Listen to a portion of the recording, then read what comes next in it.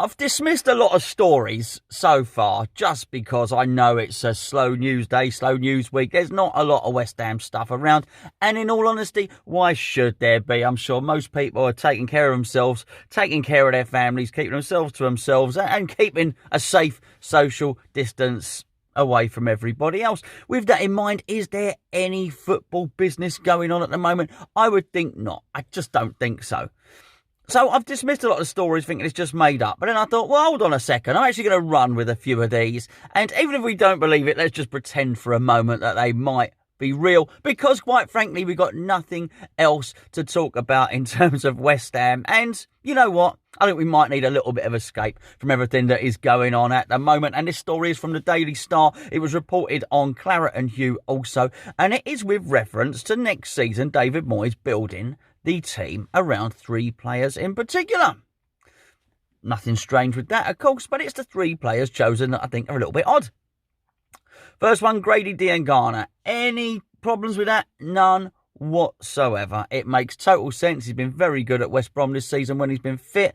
He looks good. And you know what? I think bearing in mind what everybody should consider to be an underwhelming performance and season from Felipe Anderson thus far, I think we can probably say that Grady Diangana would be a nice fit for that left-hand side.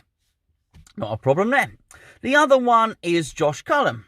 Well, okay. I mean, he's done well at Charlton. He's been at West Ham a long time, albeit on loan a lot of the time. He gets the club and he's a solid player. He's done his apprenticeship in that sense. He's 23, 24 years of age now. And the article suggests that David Moyes wants a more British core. So, you know, I think we can understand that. I've said before that I really do think because of all this virus stuff, because of everything that's happened, football's going to change. It has to. Everything's going to change. Life's going to change after this.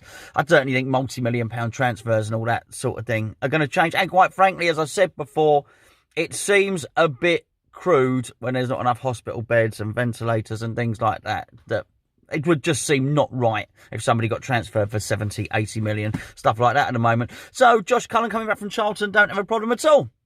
The final part of the story was that it will then be built around Jack Wilshere. That I found strange. Great player, Jack. Really good. You know, pass and move. Very bright, lots of awareness, just not fit. Never, ever fit. If we could guarantee that Jack Wilshere for a whole season was going to be fit for 80% of the games, I wouldn't have a problem. I think he has that much talent. Build the team around him. Absolutely. But you can't. You can't. Not only can you not build the team around him, you can't actually really base anything more than a bench position. You can't plan for anything more than that. And even that might be a stretch. But I guess you can plan for a bench position because, well, if he's not on the bench, then somebody else just goes on the bench. But to actually put him as a mainstay in the team, I don't think it can be done. Like I say, I don't believe the story in full, and I'm pretty sure that David Moyes is sat down somewhere planning out what he wants to do next season, and certainly thinking it over. But until we know the landscape that's going to follow, we don't know. But as I say, we run with the story. I do think it's interesting, but I do think the composition of the team is going to be very different next season. I wouldn't be surprised if a lot of these players, particularly the foreign players, after everything that's happened, will end up wanting to return home. And I don't blame them for that. You've got to realise everybody at the moment is being told, stay in isolation, stay at home, that sort of thing. Well, we go home and we do what we've got to do. But a lot of the overseas players are not at home. They're in a foreign country. A lot of them are on their own. And I often wonder, what is the point of being a millionaire and a multi-millionaire if you can't look after yourself and you can't be around your friends and your family? So don't be surprised if a lot do go home. And there's just a lot more domestic players involved in the domestic leagues next season, if indeed the season goes ahead. We hope it does, of course. I mean, this is a weird one. I've pretty much got a last week at work here. There's 2 of us in. We've not been anywhere near each other all day. The customer's not even at the house. One of us is cutting tiles downstairs, the other one's fitting them upstairs.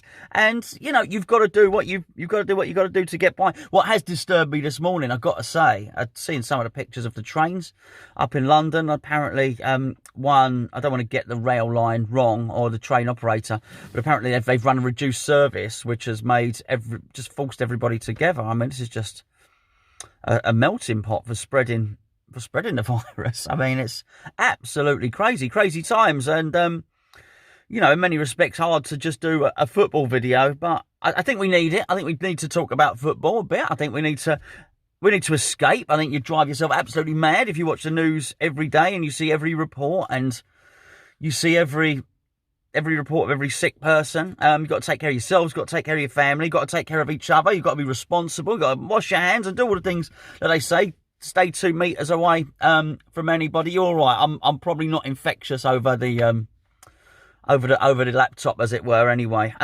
what I do want to say though is, and it's something that I did find very disappointing, is yes, we have a few trolls on the account, on all accounts, and I thought I tend to leave them alone. I think more or less they're relatively harmless. When I say trolls, they're sort of parody accounts.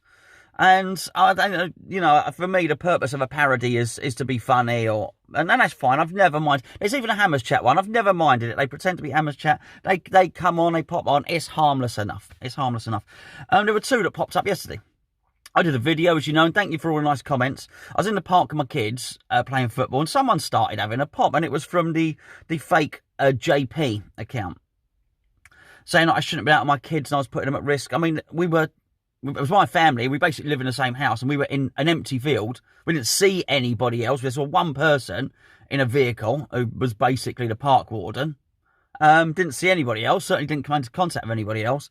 And he started telling me, I have 2 or 3 messages telling me I was... anyway, I'll take that on the chin and I'll say, okay, look, I know how to look after my family. My wife's a nurse in the NHS. We know all about the distancing, and I'm practicing it now. But then I got a far more sinister one, and it was from the fake Irons United account, and it said, "I'm sorry to announce something." Words. I'll find it and I'll print it up. I'm sorry to announce that Alf has got the coronavirus. Please be careful, everybody.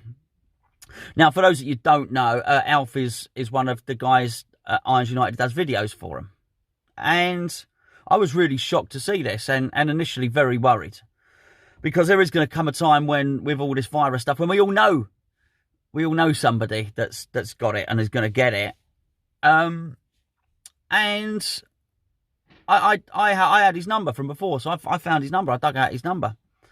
Gave him a text, said, are you all right? How's things? And he just answered generically, yeah, I'm fine. Hope you and your family are well. And so I asked him, have you got coronavirus? And put the thing up there. And he said, no, that's not us. That's not our website. That's not our official account. It's a parody account of us. So somebody has basically created an account and made out that somebody, a West Ham fan, has got coronavirus. I just think you're sick. I really don't know why you do such a thing. Clearly, you're going to be banned from commenting on any Hammers Chat stuff in the future. It wasn't funny at all. Fortunately, Alf is fine.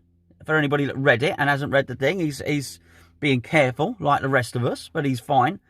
I just don't know why anybody would do that. Would pretend that somebody has coronavirus, create an anonymous account, and I just think you're weird, mate. Well, clearly you're going to be watching this because you watch our videos. I think you're saying, right, you've got a screw loose. Honestly, you probably need to go and see somebody when all this gets done. Probably need to go and see somebody and get your head sorted out, because that's just weird, isn't it? Is it weird to try and do something like that in these times? Anyway, I'm not going to go on any more about it. They're banned. Simple as that. No, you ain't welcome to comment on the videos anymore. Can't stop you watching them. But I really wish you wouldn't. So anyway, with all the rest of you, stay safe. We're going to keep doing the content, and we're going to keep doing. We've got some FIFA stuff coming out. Hopefully you probably didn't enjoy the FIFA game between myself and Gio, because Well, because Wolves won. So I've been told that I've got to be Tottenham in the next game, and Gio's got to be West Ham because he's a better FIFA player than me. So hopefully we can we can get a win for West Ham. But I'm not going to throw the game. I'm going to be trying to beat him. As virtually, it may well be that West Ham get relegated if I play as West Ham for the remainder of the season. Anyway, sorry for the up-close camera angle and all the rest of it. Beggars can't be choosers. So I will catch up with you very, very soon. Thank you for watching. Take care of yourselves. And, yeah, keep washing your hands.